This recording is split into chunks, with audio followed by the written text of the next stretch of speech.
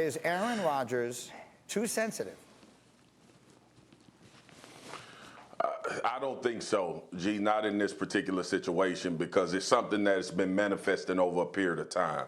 If this was just an adverse reaction and Aaron Rodgers just woke up this year or one day and said, I want out, then we would have a different conversation. But I don't think it's being sensitive when you feel like the organization hasn't set you up particularly for success. Now, that's sensitive.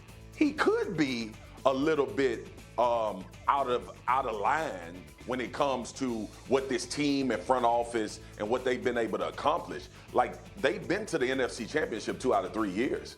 They are doing something right in Green Bay. Like, I understand two things can be true.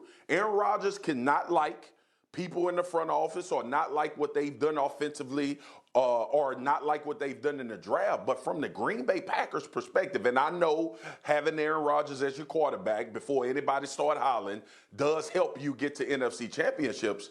But I don't remember us talking about how bad the offense was. I remember us talking about the defense holding the Green Bay Packers back, and that's what they drafted. I don't know what you do.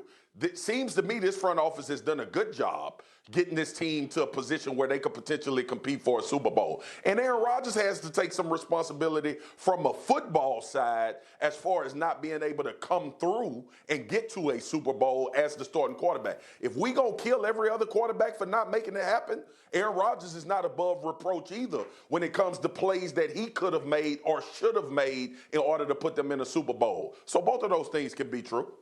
David, what do you think? Warren Moon, too sensitive. Terry Bradshaw, that's soft. What do you think of that? What quarterback isn't too sensitive in the NFL nowadays? I mean, they're quarterbacks. They don't get touched anymore. If somebody comes near their legs, they're like, that's a penalty. I mean, every quarterback in the league is sensitive. Tom Brady's sensitive. He goes elsewhere. Like Russell Wilson, who's one of the most class personified, go Hawks all the time. He's sensitive. They're all freaking sensitive. That's not a news flash. But here's one thing that's, I think, very interesting. And listen, maybe me and Marcus will get to this point. Maybe we'll be the older guys that are get off my lawn guys.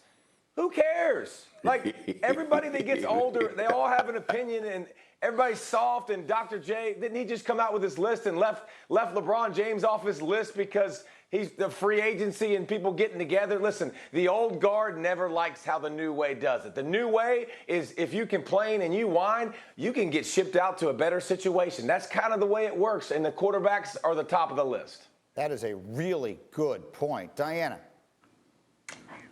Oh, I'm glad you asked me if he was being too sensitive, because I kept thinking about the line I use in my marriage when I fight with my husband, and he's like, you're so sensitive. I'm like, no, it's not that I'm too sensitive. It's what you're doing. That should be your priorities, making sure I don't feel this way.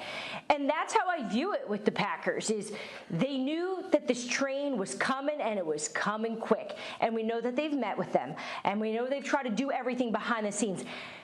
Mike, there are things we don't even know that we haven't reported that the Green Bay Packers have done to try to make this work. They've done everything they can, which is why so many people around the league think that this divorce is imminent. But here's the thing, Greedy. We have a lot of people in the NFL that watched this show this morning. And I had one GM watch us talk about this earlier.